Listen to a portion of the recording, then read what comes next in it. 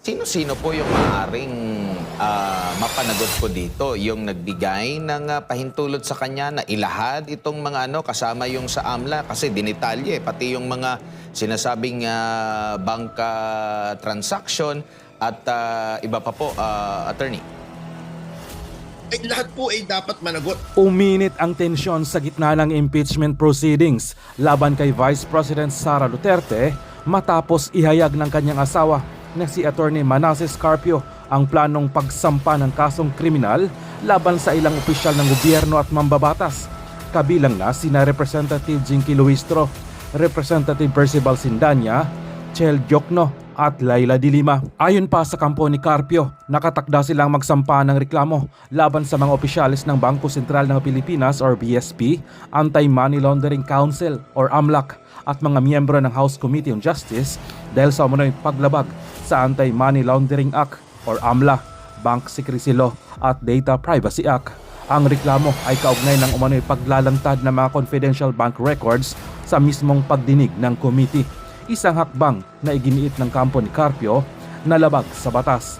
Ayon pa sa kanyang pahayag, napilitan siyang kumilos hindi lamang para sa kanyang pamilya kundi pati na rin sa mas malawak na interes ng publiko. So again, propaganda na naman po yan laban kay Vice President Sara Duterte.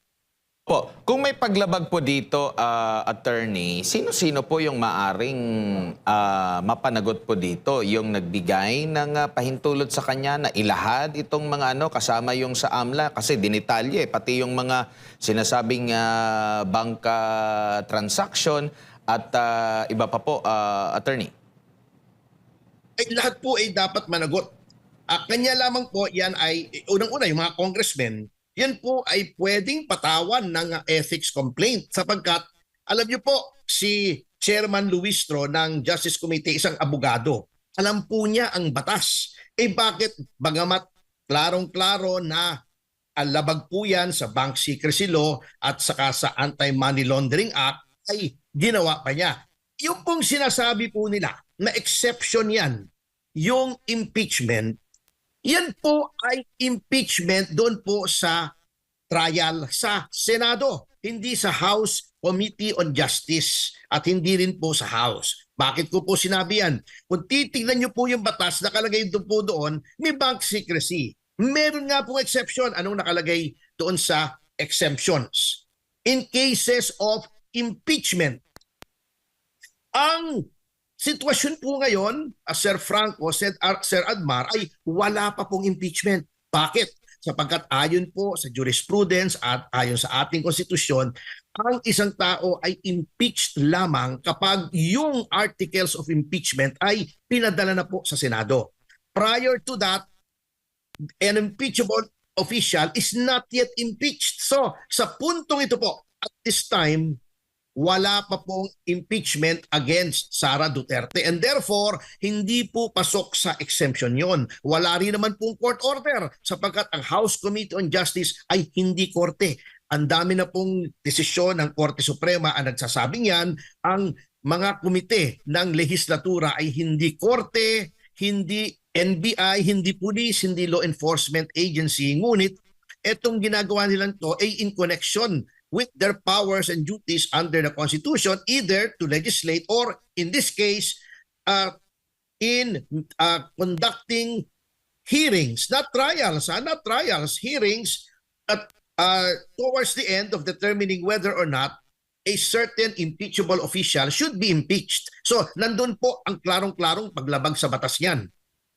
Dito naman po sa pahayag din ni Vice President Sara Duterte na kini-question niya yung timing din na naging desisyon ng COA dito. Ano po ba yung patakaran po sa COA kung meron po mga notice of disallowance? Natanong yung timing nito and at the same time, ito na ba yung penal at pag meron bang ganito, automatic ba na meron agad na nanakaw sa pera ng bayan or may dapat lang na i-comply o ano ba ang dapat na tandaan natin, attorney? Ay, hindi po. Mahabang proseso pa po yan. Yan ay parang, yun po nga sa piskal, na pag nagkaroon ng finding of probable cause at yan ay inihain sa korte, hindi ibig sabihin na ikaw ay guilty na ng isang krimen. Ganito po yan, ano? Napakahabang proseso po niyan. Kapag kayo ay nabigyan ng notice of disallowance, yan po ay pwede nyo pang iapila sa direktor ng Commission on Audit, yung direktor po. Kapag yung apila nyo ay hindi napagbigyan, pwede pa kayong mag-MR. Kapag yung MR nyo ay dinenay, pwede pa kayong umakyat sa Korte Suprema under Rule 43 sapagkat under Rule 43 po ng ating Rules of Court, ang desisyon ng mga constitutional bodies, COMELEC, yung Civil Service Commission at ang COA ay appealable pa sa Korte Suprema. Kaya hindi pa po final yan. Bibigyan ko po kayo ng isang example. Yung case po ni Commissioner Rowena Guanzon. Di po ba noong 2022 ay ang COMELEC natin na isang constitutional body ay nagdesisyon na pwedeng maging nominee at representative ng isang party list si Binibining Guanzon. Ngunit kinontes po yan ng Duterte Youth Party List. Ayan, kanina nakita ko na naman yung kaibigan nating si Chairman Ronald Cardema. Noon pong inakyat namin sa Supreme Court na TRO at hindi nakaupo si Commissioner Guanzon. At later on, sinabi ng Supreme Court, mali ang COMELEC. Hindi nila sinabing dapat na legal yung pag-substitute ni Commissioner Guanzon bilang nominee ng yung kanyang party list, yung P3PWD po yata yon, hindi ako nagkakamali. Ganon din po ang COA. Hindi porket may notice of disallowance, final na yan. May ninakaw at kailangang ibalik. Ang makakasabi lamang po na pinalyan at talagang may problema at kailangang ibalik yung pera ay walang iba kundi ang kataas-taasang hukuman kapag inapila na po under Rule 43. So yung sasabihin nilang may notice of disallowance na ngayon at merong liability si Vice President Sara sa pera ng bayan, isang malaking kasinungalingan po yan. Hindi po ganyan ang proseso ng ating batas pagdating po sa Commission on Audit. Opo. Dito naman po sa pagbusisi sa kredibilidad ng sinasabi nilang research person or witness, matatanda natin sa mga pagdinig, no? Common na mga pagdinig o regular na mga pagdinig dyan sa Kamara, sasabihin agad nila na dapat bubusisiin bago bigyan ng pagkakataon na makapagsalita dyan, no? Pati nga sa Senado, di ba? Kaya nga medyo natagalan na mag-imbestiga doon sa mga pahayag ng 18 Marines. Pero dito naman po sa pagpayag nila na makapagsalita yung ilang mga resource person at nagtangka yung ilan sa mga mambabatas na questionin yung kredibilidad, pina-strike out dahil hindi naman daw nila roll daw yung ganun kasi sa Senado daw po yung pagko-question na dito sa mga nagiging witness o resource person po nila, attorney. Alam niyo po, natatawa na lamang ako minsan dito kay Chairman Luistro na sinasabi niyang hindi yan dapat dyan sa House Committee, dapat dyan sa Senado. Ang timano po, Sir Admar, Sir Franco, ang timano hindi na dapat pinatitestify si Madriaga dyan sa House Committee. Kasi po, katulad nga nung sinasabi nung iba, and I agree with that, kasama na po rito si dating Justice Ascuna. Yan pong hearing ay hindi trial. Para lamang yan preliminary investigation ng piskal. Preliminary investigation po ng piskal, di ba, magpa-file po kayo ng complaint affidavit. Tatanong lang, ikaw ba ito? Pirma mo ba to? Sinusumpaan mo ba to na ito ay katotohanan? And then tapos na. Then pasasagutin yung kabilang party. Kung merong counter affidavit, kung nag-reply yung complainant, may rejoinder. Doon lamang po ibabase. Kasi nga, sufficiency of ground lamang. Hindi po full-blown trial yan. Hearing lang po yan. Probable cause lang. Ang ginagawa po ni Luistro ginagawa niyang full-blown trial. Ngayon, kung gusto mong full-blown trial, kasama na yung pag-question ng kredibilidad. You cannot have your cake and eat it too. Ang nangyayari po kasi dito sa mga tumutuligsa kay Vice President Sara Duterte, mga ipokrito mga double standard, mga doble kara. Pagka pabor sa kanila, yung pagbebenda law, sige sila. Pero when someone like Representative Marcoleta relies on their flawed procedure at sinasabi niyang ginagawa mo ng trial, hindi na hearing. So questioning ko na yung kredibilidad. Ayaw naman nila. Yan po kitang-kita na talagang ginagamit lamang itong hearings ng House Committee on Justice para gibain ang pangalan ni Vice President Sara Duterte. Kapag sila ang lumalabag, okay lang. Pero pag pinapatulan yung kanilang paglabag at nagre-rely po ang isang tao doon sa ginagawa nilang kapalpakan, pinapatulan, kumbaga nagra-ride on lang naman si Representative Marcoleta eh. O, ayaw naman nila. So, anong kaipokrituhan yan?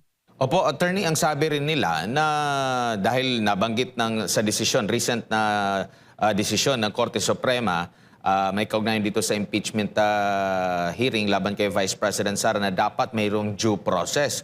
Mayroong due process pa ba yung ganon na hindi nga ma-question yung kredibilidad? Tapos meron pa silang gusto na mag-attend ang pangalawang Pangulo at ang kanyang legal team sa Committee on Justice hearing na yan.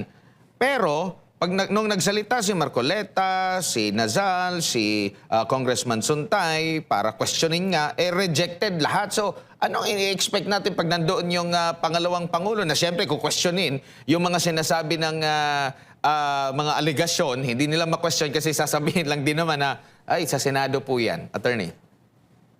Alam niyo nga po puro kaulaluan po yung ginagawa ni Chairman Luistro at ng majority dyan sa committee na yan. At po, yan sinasabi ng Korte Suprema na due process. Due process is the right to be heard. Yan pong due process na yan ay ginagawa nila pang justify na sinasabi lang, sabi ng Korte Suprema, due process, kaya nagtatrial kami rito. Wala naman pong sinasabi ng Korte Suprema na due process is only satisfied if you have a full-blown trial. Ang sinasabi lamang po, the only requirement of due process is that the person being accused of wrongdoing or crime be given the right to be heard. At didinggin, ano po ba nangyari? Di po ba? Nag-file na ng answer si Vice President Sara Duterte. So satisfied na yung demands ng due process. Bibigyan mo ng opportunity to be heard. Kung ayaw sumipot, binigyan mo na ng oportunidad. Hindi kailangan sumipot para due process. At hindi kailangan ng full-blown trial para due process. Ang ginagawa nga po nitong kaipokrituhan nitong committee na to, unang-una, ginagamit nila yung due process na sinasabi para i-justify na meron silang full-blown trial na wala naman sa batas. Pero ayaw naman nilang pakinggan yung mga kumukontra sa kanila. Yun pong sinasabi nila na dapat daw sumipot si Vice President at pagka hindi siya sumipot, it should be taken against him. Kahipokrituhan na naman yan. Bakit si Laila De Lima nung nag-hearing tungkol sa Bilibid drug trade ni Anino ni Laila De Lima, hindi siya sumipot? Napaka-importante nun para sa kanya, di ba? Ang pinag-uusapan doon, marami, yung Jonel, yung Saba, nagsusubuan ng Saba, bakit hindi siya sumagot? Hindi naman siya sinabihan na, bakit hindi ka sumagot? Hindi naman siya pinipilit na umapir doon sa hearing ng Bilibid drug trade. Si Luistro, di ba? Itinago niya yung asawa niya. Di ba? In-exercise niya yung option to remain silent. Ano nga yun obstruction of justice pa nga yung tutuusin yung itatago mo yung asawa mo, di ba?